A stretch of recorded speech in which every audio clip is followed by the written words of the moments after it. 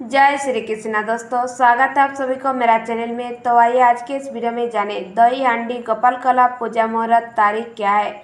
शनिवार 16 अगस्त 2025 समय 12 बजे से 12 बजे तक। तिथि प्रारंभ समाप्ति समय क्या रहेगा। अष्टमी तिथि प्रारंभ 15 अगस्त 2025 को रात्रि 11:49 से अष्टमी तिथि शुरू होगी। समाप्ति 16 अगस्त 2025 को रात्रि 9:34 पर होगी। तो आइए दोस्तों आज की दही हांडी के बारे में जानते हैं। दही हांडी कृष्ण जन्माष्टमी के दौरान खेली जाने वाली एक लोकप्रिय परंपरा है। यह एक ऐसा खेल है जो हमें कृष्ण के बचपन की याद दिलाता है। मंडल कहे जाने वाले लड़कों का एक समूह समूह बनाकर अलग अलग जगह पर जाकर दही या मक्खन से भरी मटकी फोड़ता है। कृष्ण जन्माष्टमी पर हर साल दही हांडी का आयोजन होता है। इस बार कृष्ण जन्माष्टमी 16 अगस्त को मनाई जाएगी। गुजरात और महाराष्ट्र जैसे राज्यों में लोग इस त्यौहार को बड़े उत्साह से मनाते हैं। वे दही या मक्खन से भरी मिट्टी की हांडी को ऊपर लटकाते हैं। फिर पुरुषों और महिलाओं की एक टोली बनाकर उस हांडी तक पहुंचती है और उसे तोड़ती है। यह एक प्रतियोगिता है। जब वे ऐसा करते हैं तो कई लोग उनके आसपास इकट्ठा होते हैं और उनका उत्साह बढ़ाने के लिए संगीत बजाते हैं। यह एक आनंददायक और जीवित कार्यक्रम होता है। दही हांडी उत्सव 2025 में कब है। दही हांडी कृष्ण जन्माष्टमी का एक हिस्सा है और त्यौहार के दूसरे दिन मनाया जाता है। यह आमतौर पर कृष्ण जन्माष्टमी के ठीक बाद अगस्त या सितंबर में होता है। दही हांडी उत्सव दही हांडी शनिवार 16 अगस्त 2025 को है। कृष्ण जन्माष्टमी शुक्रवार 15 अगस्त 2025 को है। अष्टमी तिथि प्रारंभ 15 अगस्त को साल 2025 को रात 11:49 से शुरू होगा।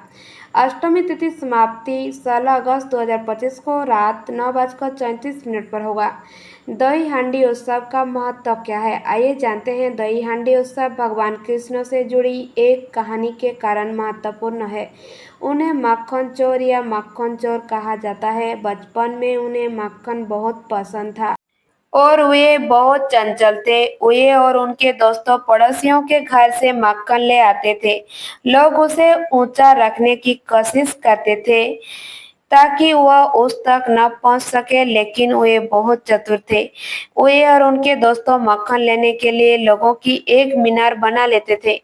यही कारण है कि दही हांडी उत्सव में लोग मानव पिरामिड बनाकर दही या मक्खन की मटकी फोड़ते हैं। समय के साथ मुंबई दही हांडी कृष्ण जन्माष्टमी का एक अभिन्न अंग बन गई। ऐसा इसलिए क्योंकि यह हमें कृष्ण के बचपन की याद दिलाती है। लड़के मंडल समूह बनाते हैं और मटकी फोड़ने के लिए अलग अलग जगह पर जाते हैं। कभी कभी मटकी फोड़ने पर इनाम भी मिलता है, जिससे यह एक मजेदार उत्सव बन जाता है। पिरामिड परतों में बना है। निचली परत में मजबूत लोग होते हैं जो वजन संभाल सकते हैं। ऊपरी परत में एक ऊर्जावान बच्चा होता है जो मटकी फोड़ सकता है। पिरामिड बनाने वाले लोगों को गोविंद पाठक या गोविंद कहा जाता है। हांडी या हांडी को जमीन से लगभग 30 से 40 फीट की ऊंचाई पर रखा जाता है। अलग अलग टीम सबसे ऊंचा पिरामिड बनाने के लिए प्रतिस्पर्धा करती है। लोग उनका उत्साहवर्धन करते हैं और उत्साह के साथ इस आयोजन का आनंद लेते हैं। दही हांडी में वास्तव में क्या होता है। गुजरात और द्वारिका जैसे जगह पर कृष्ण को जो चीजें बेहद पसंद है, जैसे दही, बादाम, घी और मेवे, मिट्टी के घड़े में रखे जाते हैं। यह मानो बचपन में भगवान कृष्ण की कहानी सुनाने जैसा है। असली उत्सव से पहले लगभग एक हफ्ते तक अभ्यास करते हैं। वे पूरी एकाग्रता, ऊर्जा, उत्साह और कड़ी मेहनत के साथ मानव पिरामिड बनाते हैं। कहा जाता है कि एक पिरामिड में 9 पौधे भी हो सकती है। सबसे निचले पौधों में वजन उठाने वाले मजबूत लोग होते हैं और सबसे ऊपरी परत में एक बच्चा होता है जो घोड़ा तोड़ सकता है। दही हांडी का इतिहास क्या है। बहुत समय पहले जब छोटे भगवान कृष्ण वृंदावन में रहते थे, उन्हें सफेद मक्खन, दही और दूध बहुत पसंद था। वे इसे अपने पड़ोसियों और गांव वाले से लेते थे। इसी वजह से उनका नाम नबातीन चोर या मक्खन चोर पड़ा। उनकी माँ जसोदा उनकी चीजें लेने की आदत से परेशान थी, इसलिए उन्होंने उन्हें बांध दिया और गांव की अन्य महिलाओं से कहा कि वे अपने मक्खन, दही और दूध को ऊंचे स्थान पर रखें ताकि वे उन तक पहुंच न सके। लेकिन कृष्ण और उनके दोस्तों ने मिलकर एक मानव पिरामिड बनाया। वे ऊंचे बर्तनों तक पहुंचे, उन्हें तोड़ा और भोजन बांट लिया। यही कारण है कि हम दही हांडी मानते हैं, कृष्ण के बचपन के चंचल पलों को याद करने के लिए। कृष्ण जन्माष्टमी जन्माष्टमी उत्सव भाद्रपद कृष्ण पक्ष की अष्टमी तिथि को मनाया जाता है। हिंदू मान्यताओं के अनुसार इस दिन भगवान कृष्ण का जन्म हुआ था। उनका जन्म अष्टमी तिथि को रोहिणी नक्षत्र में हुआ था। लोग इस त्योहार को गोकुल अष्टमी, श्री कृष्ण जयंती और जन्माष्टमी जैसे अन्य नामों से भी पुकारते हैं। साल 2025 में हिंदू पंचांग के अनुसार कृष्ण जन्माष्टमी 16 अगस्त को पड़ रही है, जो शनिवार है। उत्साह और रीति रिवाज उपवास जन्माष्टमी के दिन लोग उपवास रखते हैं और अनाज, दाल या खाने से परहेज करते हैं। वे मध्य रात्रि की प्रार्थना के बाद अपना उपवास तोड़ते हैं। प्रार्थना और समारोह घरों और मंदिर में विशेष प्रार्थनाएं की जाती है, जिन्हें पूजा कहते हैं।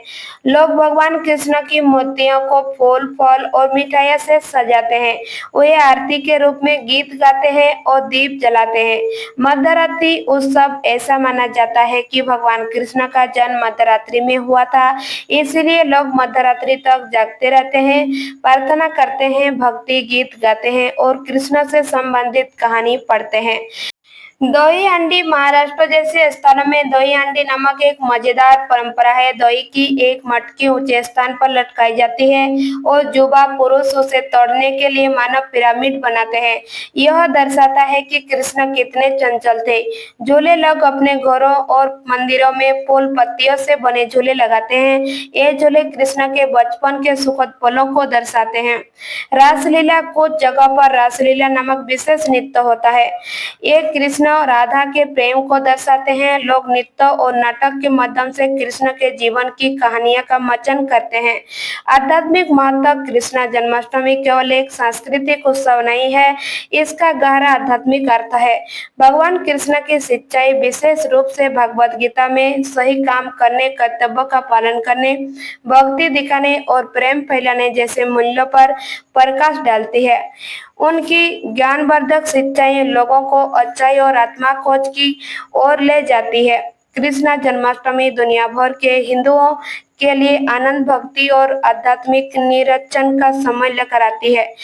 यह भगवान कृष्ण के साक्षात संदेश की याद दिलाती है, जो लोगों को दया, समझ और भक्ति के साथ जीने की प्रेरणा देती है। भक्तगण उनके जन्मोत्सव का उत्साह मनाते हुए आध्यात्मिक विकास और ज्ञान से परिपूर्ण जीवन के लिए उनका आशीर्वाद भी मांगते हैं।